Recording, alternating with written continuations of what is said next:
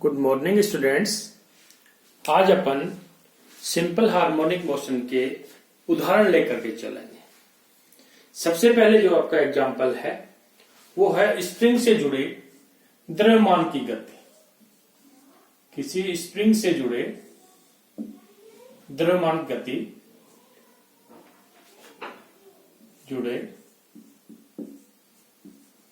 द्रव्यमान की गति। सबसे सिंपलेस्ट जो एग्जांपल है वो अपने पास है स्प्रिंग से जुड़ा हुआ द्रव्यमान। मान लीजिएगा कि अपने पास एक स्प्रिंग है जो कि किसी दृढ़ आधार से स्वतंत्रता पूर्वक ऊर्ध्वाधर नीचे की ओर लटकी हुई है। अब ये जो कोई स्प्रिंग है तो इसका स्प्रिंग नियतांक होगा जिसको मैंने माना कि स्मॉल k है। अब इस स्प्रिंग में लास्ट सिरे पर द्रव्यमान m अपन अटैच कर दें। द्रव्यमान जैसे अपन m अटैच करेंगे थोड़ा सा अपने पास स्प्रिंग में खिंचाव आएगा, थोड़ा सा उसमें डिस्प्लेसमेंट हो। मान लीजिएगा कि इसमें द्रव्यमान लगाने के बाद जो डिस्प्लेसमेंट आता है वो अपन मान लेंगे कि y है, स्मॉल y। ये m लगाया, पहले स्प्रिंग यहां तक थी, अब यहां तक इसका खिंचाव होगा तो माना कि इसमें जो एक्स्ट्रा डिस्प्लेसमेंट आया वो अपने पास क्या है y। पहले स्प्रिंग की लंबाई अपन ने ये मानी थी, एक बार समझिएगा। ये स्प्रिंग है जिसकी लंबाई l है। जैसे द्रव्यमान इसमें अटैच करते हैं तो द्रव्यमान कारण से इसमें विस्तार होगा और विस्तार किसके बराबर होगा, माना कि स्मॉल y के बराबर है। तो यहां पे एक कंडीशन अपने पास आती है कि नीचे की तरफ लगने वाला बल और ऊपर की तरफ लगने वाला बल बराबर होगा। ये जो पोजीशन है इसको अपन ये कह सकते हैं कि संतुलन स्थिति है, इक्विलिब्रियम पोजीशन है, संतुलन स्थिति। इस संतुलन स्थिति में F इज इक्वल टू अपने पास होगा mg। m कण का जो द्रव्यमान, g अपने पास है ग्रेविटेशनल त्वरण जो नीचे की तरफ लगता है, लेकिन F अपने पास ऊपर की तरफ लग रहा है।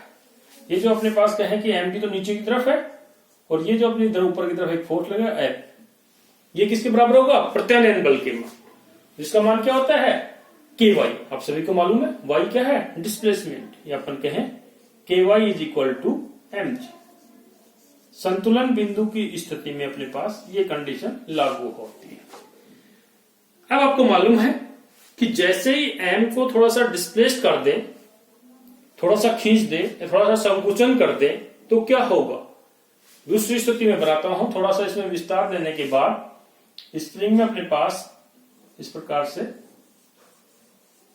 यहां तक अपन ने खींच लिया, एक्सटेंशन कर दिया स्मॉल m को इस पोजीशन पे, तो यहां तक अपन कहें कि स्वतंत्रता पूर्वक स्प्रिंग दोलन करेगी। ये अपने पास इक्विलिब्रियम पोजीशन हो, यानी कि कण अपने पास ऊपर नीचे इस प्रकार से दोलनी गति करता रहेगा।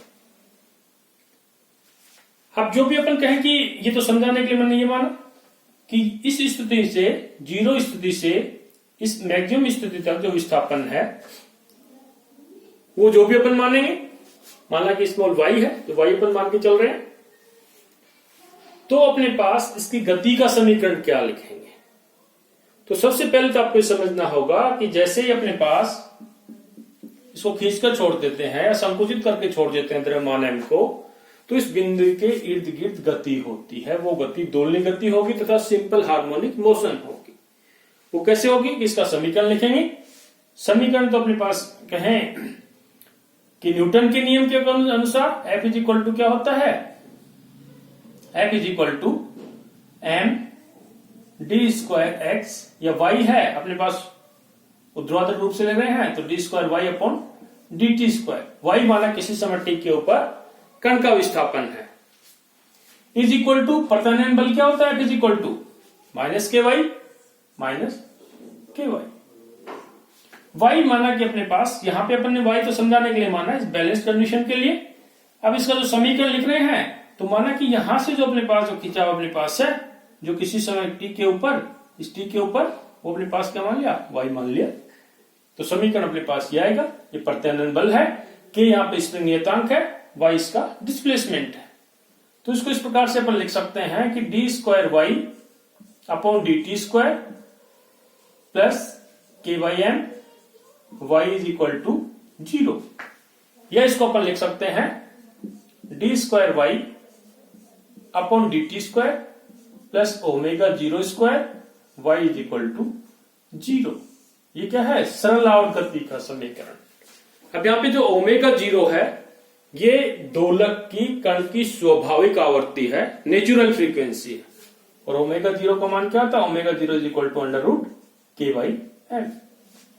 तो कोई भी स्प्रिंग स्वतंत्रता पूर्वक इस प्रकार से लटकी रहती है तो वो अपने पास सरल आवर्त गति करती है, उसका समीकरण अपने पास ये होगा। सिंपलेस्ट एग्जांपल है ये। जो कंडीशन मैंने आपको दी है, ये तो न्यूमेरिकल क्वेश्चन जब अपने पास आ जाता है कि उसमें के का मान कैसे निकालेंगे, तो के का मान इस कंडीशन से अपन निकाल सकते हैं।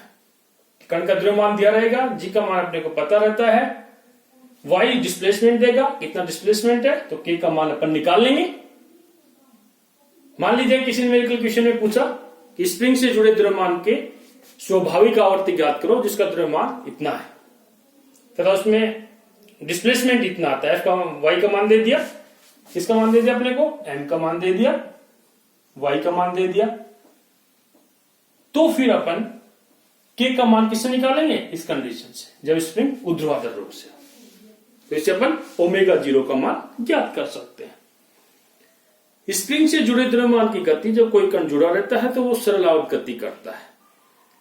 लेकिन स्प्रिंग के दो केस हो सकते हैं। एक केस तो पहले तो मैंने ये लिया जिसको मैं एक केस कहूं कि स्प्रिंग ऊर्ध्वाधर रूप से नीचे की ओर लटकी हो, ऊर्ध्वाधर रूप से लटकी हो, ऊर्ध्वाधर लटकी हो। दूसरा अपन क्या लेंगे कि स्प्रिंग क्षैतिज अवस्था में बंधी हुई हो। क्षैतिज अवस्था में मतलब स्प्रिंग अपने पास किसी टेबल के ऊपर बांध दी एक सिरे को और दूसरे सिरे पर उसके द्रव्यमान अटैच कर दिया। जैसे अपन यहां पे फिगर बनाते हैं तब क्लियर होगा आपके कि एक टेबल ली और टेबल भी अपने पास घर्षण रहित, जिसमें फ्रिक्शन नहीं हो, ऐसी टेबल ली। बी केस जो अपन ले रहे हैं क्षैतिज अवस्था में स्प्रिंग हो, क्षैतिज अवस्था में हो। क्षैतिज अवस्था में अपन ने डायग्राम लिया कि स्प्रिंग अपने पास इस प्रकार से ये स्प्रिंग है और द्रव्यमान इसके एम अटैच इस प्रकार से है। ये पोजीशन जो भी अपन लेके चलेंगे, मान लीजिएगा इस प्रकार से ये द्रव्यमान एम है। अब ये इसकी इक्विलिब्रियम पोजीशन होगी। जैसे इसको अपन थोड़ा आगे लेके जाते हैं, मान लीजिए कि यहां तक अपन मैक्सिमम लेके जाते हैं, इसको छोड़ देंगे तो यहां तक ये सिंपल हार्मोनिक मोशन करेगा, दोलनी गति करेगा, दोलनी गति होगी। अब ये जो विस्थापन मान लीजिएगा अपने पास एक्स है, एक्स डायरेक्शन में, तो अपन एक्स मान लेंगे। ये दड़ाधार है, ये टेबल है। तो क्षैतिज अवस्था में जब स्प्रिंग बंदी होती है उसको खींच के या संकुचित करके अपन छोड़ देते हैं तो कण सरल आवर्त गति करता है। सरल आवर्त गति करता है वो किससे आएगा? वो इसके इक्वेशन से आएगा, क्योंकि जो समीकरण अपन डिराइव करेंगे वो समीकरण सरल आवर्त गति का समीकरण होगा। कैसे? माना कि किसी समय टी के ऊपर कण का विस्थापन क्या है? एक्स। द्रव्यमान तो अपने पास क्या है? स्मॉल एम आ रहा है और विस्थापन अपन ने एक्स मान लिया। तो न्यूटन के नियम से अपने को मालूम है कि कण पर लगने वाला बल पहले क्या होगा? F is equal to minus के एक्स, प्रत्यानयन बल से। पहले ये लेके चलते हैं कंडीशन। ये प्रत्यानयन बल है कि यहाँ पे स्प्रिंग नियतांक है, जो स्प्रिंग है इसका स्प्रिंग नियतांक कर देते हैं F। अब न्यूटन के सेकंड नियम से, न्यूटन का द्वितीय नियम क्या कहता है? F is equal to m a, F is equal to m a. ये यहाँ पे क्या है? एक्सीलरेशन। और एक्सीलरेशन तुरंत क्या होता है? वेग में परिवर्तन की दर। और वेग क्या होती है? विस्थापन में परिवर्तन की दर। तो F को अपन लिख सकते हैं M D square X upon D T square is equal to minus के एक्स, या इसको अपन लिख सकते हैं D square X upon D T square plus K by M X is equal to 0। K by M यानी कि omega 0 square है, D square X upon D T square plus omega 0 square X is equal to 0। अब ये जो समीकरण है ये समीकरण सरल आवर्त गति का समीकरण है। अतः स्पष्ट है कि क्षैतिज अवस्था में किसी स्प्रिंग से जो द्रव्यमान जुड़ा रहता है वो सरल आवर्त गति करता है। ओमेगा 0 वही under root k by M स्वाभाविक आवर्ती है। ये तो क्लियर होगा कि स्प्रिंग से जुड़े जो द्रव्यमान है उनकी गति सरल आवर्त गति होती है। अब अपन लेते हैं, मान लीजिएगा कि अपने पास अभी एक स्प्रिंग ली, अब 2 स्प्रिंग लेते हैं। अब कितनी स्प्रिंग लेते हैं? 2 स्प्रिंग। अब सेकंड जब केस यहां पे लगाऊं, सेकंड केस 2 स्प्रिंगों से जुड़े द्रव्यमान की गति। अब 2 स्प्रिंग कैसे होगी? ये अपन केस लेके चलेंगे, समांतर रूप से स्प्रिंग हो, समांतर क्रम में जुड़ी हो। दूसरी जो अपन केस लेंगे वो क्या आएगा? श्रेणी क्रम रूप में जुड़ी हो स्प्रिंग, श्रेणी क्रम में जुड़ी हो। तो ये क्लियर है कि अपन लेके चले कि 2 स्प्रिंग है, समांतर क्रम में अपन ने जोड़ा। किस प्रकार से? डायग्राम से समझ में आएगा, देखिएगा। ये माना कि इसको ऊर्ध्वाधर लटका देते हैं। 2 केसेस इसमें भी हो सकते हैं, क्षैतिज अवस्था तथा ऊर्ध्वाधर केसेस। पहला जो केस अपन लिया, 2 स्प्रिंग, एक का स्प्रिंग नियतांक माना कि अपने पास क्या है? K1, और दूसरे का स्प्रिंग नियतांक माना कि अपने पास क्या है? K2। ये K1 है, ये K2 है। 2 स्प्रिंग है समांतर क्रम में, यानी कि एक सिरा भी उभयनिष्ठ जुड़ा हुआ, दूसरा सिरा भी उसका उभयनिष्ठ रूप से जुड़ा रहता है। ये सिरा अपन ने जोड़ दिया और इसके एक सिरे पर अपन ने लटका दिया द्रव्यमान M। ये समांतर क्रम का केस हुआ। दूसरा केस श्रेणी क्रम में। श्रेणी क्रम में किस प्रकार से जुड़ी रहती है वो भी देखेगा। वो स्प्रिंग भी अपन ने, एक का स्प्रिंग नियतांक अपने पास क्या? K1, और दूसरे का स्प्रिंग नियतांक अपने पास क्या है? K2। अब स्प्रिंग के इस सिरे पर अपन ने द्रव्यमान M अटैच कर दिया, M अटैच कर दिया। अब अपन चर्चा करें कि कौन सी स्प्रिंग को खींचना इजी रहता है, या कौन सी स्प्रिंग में कहूं कि कौन सी स्थिति में द्रव्यमान M को खींचने में कम फोर्स लगेगा।